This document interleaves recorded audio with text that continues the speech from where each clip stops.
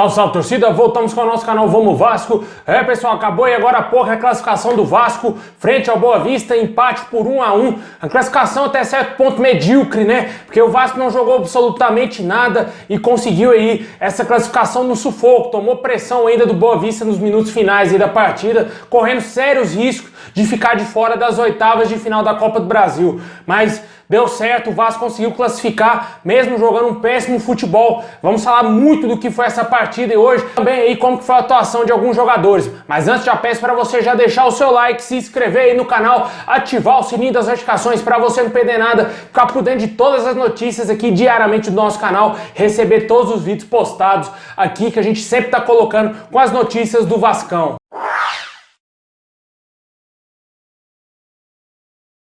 Bom, pessoal, o Vasco empatou aí agora há pouco por 1-1 com o Boa Vista em São Januário pela Copa do Brasil. O jogo foi bastante intenso no início, nos minutos iniciais. O Vasco começou pressionando realmente aí o Boa Vista, tentando buscar o gol. Logo de cara teve uma boa chance com o Gabriel Peck, também com o Sarrafiori. Só que o Vasco também deixava espaço pro Boa Vista. E nessa vacilada aí, principalmente do Léo Matos, que deixou o cara cruzar e encontrar o jogador atacante do Boa Vista livre para fazer o gol. O Vasco tomou aí esse primeiro gol, saiu atrás no placar, na falha também no meu modo de ver, tanto do Léo Matos quanto do Michel e do Ricardo Graça, que são os três que estavam ali na jogada, jogadores que não conseguiram impedir o gol do Boa Vista. Na minha opinião, esses três falharam ali mais na marcação. O Vasco também fez um péssimo jogo no primeiro tempo. Assim que tomou o gol, parecia que o Vasco poderia ter alguma chance, pelo que vinha jogado antes, de empatar logo de cara, só que o Vasco morreu, né? O Vasco voltou a jogar como nos últimos jogos que a gente vem vendo aí da Série B, sem falar na péssima zaga que nós temos hoje com o Hernando e Ricardo Graça,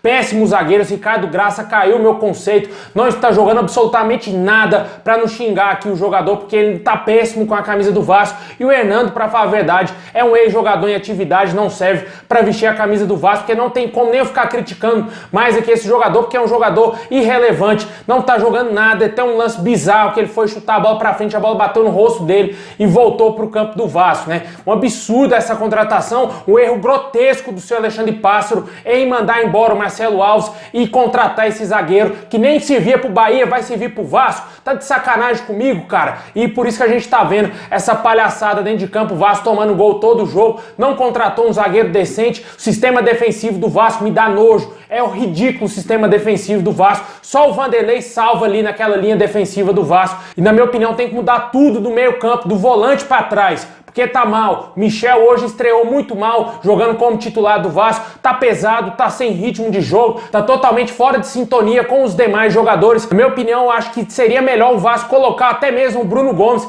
que para dar uma oportunidade melhor pro jogador que já vem treinando, já conhece um pouco o elenco. O Andrei tá mal, péssimo com a camisa do Vasco. O Rômulo também tá no mesmo nível do Michel, péssimo, sem entrosamento, sem ritmo de jogo e totalmente aí fora de sintonia também com os outros demais jogadores. E por isso que eu acho que o único volante que serve hoje, que o Vasco pode testar, é o Bruno Gomes aí, jogando ao lado talvez o Matias Galaza, que também a gente pediu tanto a entrada do jogador que hoje ele não fez nada, errando muitos passes, jogou muito mal mesmo, um primeiro tempo horroroso do Matias Galaza, e com certeza a gente espera que o jogador volte a jogar bem. A gente sempre lembra, é um garoto, sim, é um garoto da base, tem tudo para ser um grande jogador aí com a camisa do Vasco, mas ele jogou muito mal hoje. Ali no meio campo, o Sarrafiori tentou alguma coisa, tentava fazer algo de diferente, juntamente ali com o Gabriel Peck, com o Léo Jabá, tentando ser mais esforçado, só que nada de produtivo saía desses três jogadores, né? Aí veio o segundo tempo, o Vasco no primeiro tempo não conseguiu fazer absolutamente nada, sequer fez cócegas aí no Boa Vista após levar o gol. E veio o segundo tempo,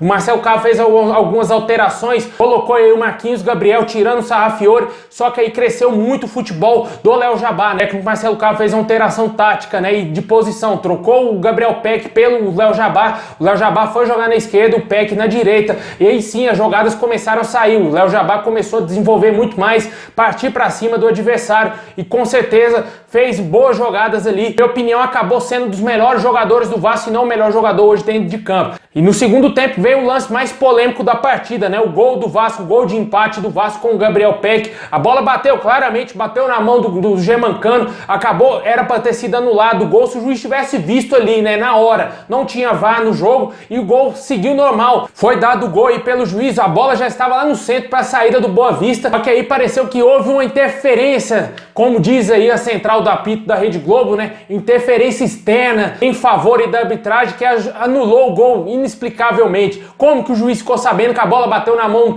do jogador se nenhum do trio de arbitragem, também do quarto árbitro que estava trabalhando no jogo, viu a bola batendo na mão do jogador? Com certeza foi prejudicado, teve interferência externa sim, teve gente que ficou assistindo o jogo, que avisou o juiz que o gol foi irregular e ele anulou o gol, sem falar do técnico do Boa Vista, o Leandrão, que estava lá com o seu smartphone, lindozão, vendo o gol, vendo o replay e mostrando lá pro quarto árbitro que o gol foi irregular, transmitido aí pela televisão. Infelizmente esse é o amadorismo do futebol brasileiro, né? Para uns serve, para outros não, né? O Vasco sempre toma, ó, sempre naquele lugar, se lascou contra o Internacional, foi rebaixado porque foi roubado contra o Internacional e também agora foi muito prejudicado. Se a classificação não tivesse vindo, se o Vasco tivesse perdido pro Boa Vista e perdido nos pênaltis, e como que ia ficar essa situação? Ia terminar tudo em pizza, porque é assim que termina no Vasco. Nada serve pro Vasco, o Vasco não consegue vencer nada na justiça e por isso ninguém respeita o clube, por isso que acontece esse amadorismo, essa palhaçada, esse roubo contra o nosso time. Mas na sequência o Vasco deu uma resposta positiva e acabou fazendo gol aí de empate com o Germancano, artilheiro, sempre ele, para balançar a rede e empatar o jogo e dar a classificação ao Vasco. O Vasco mais uma vez péssimo na partida, não jogou absolutamente nada. O Marcelo Cabo, mais uma vez eu venho falar aqui, não é técnico pro Vasco, o time não treina, o time parece que não tem o entrosamento ideal, não consegue ter uma boa técnica aí para desenvolver nos jogos. A gente vê o Vasco se escondendo, a bola queima no pé do jogador do Vasco, parece que o cara quer se livrar logo da bola, mas parece que joga tentando ver se arruma um pênalti, se a bola sobra ali de displicente, o cara vai e faz o gol. Não tem organização nenhuma, não tem organização tática, não tem uma jogada ensaiada, o time muito mal entrosado, na minha opinião ainda, né? Mesmo com o trabalho aí já de um bom tempo já do Marcelo Cabo, o Vasco vai sofrer demais. O que me assusta, acima de tudo, é que o Vasco empatou dentro de São Januário com o Boa Vista, time de Série D, de quarta divisão, sem expressão nenhuma no futebol, e o Vasco foi dominado alguns momentos do jogo pelo Boa Vista, não conseguiu dar uma resposta no primeiro tempo. Era pro Vasco ter empatado, virado o jogo já no primeiro tempo, porque tinha mais elenco, tem mais jogadores, mas não tem um time. A gente é isso, tem jogadores interessantes como o Germancano, o próprio Marquinhos Gabriel, Zeca, entre outros jogadores, mas não tem um time. Hoje o Vasco entra dentro de campo, o torcedor já sabe que o Vasco vai tomar gol. Olha o absurdo que é isso, um time gigante. Olha o tanto de título aqui que o Vasco tem. A história do Vasco não permite que o Vasco seja presa fácil para time de Série D. É um absurdo o que está acontecendo no nosso clube, não é porque classificou que tem que passar a mão na cabeça de ninguém. A gente está indo para a Série C, está na 19ª colocação da segunda divisão. Ninguém vai cobrar lá o presidente que assumiu o poder a todo custo, não era o que o sócio queria e não tá fazendo nada pro time sair dessa situação, não trouxe o que prometeu nas campanhas e por isso o Vasco continua esse amadorismo sem fim, num marasmo aí, longe, muito longe de voltar a ser o Vasco campeão da Copa do Brasil, de voltar a ser o Vasco que disputa a Série A. O Vasco hoje tá difícil de voltar pra Série A, meu amigo. Imagine ser campeão, situação muito caótica. Eu acredito que a maioria de vocês aí que me acompanha, eu sei que tem muitas pessoas que nasceram aí depois de 2005, muitas pessoas não viram nada do Vasco, não viram o Vasco ser campeão de absolutamente nada e estão ainda, continuam torcendo pelo Vasco, isso com a esperança de um dia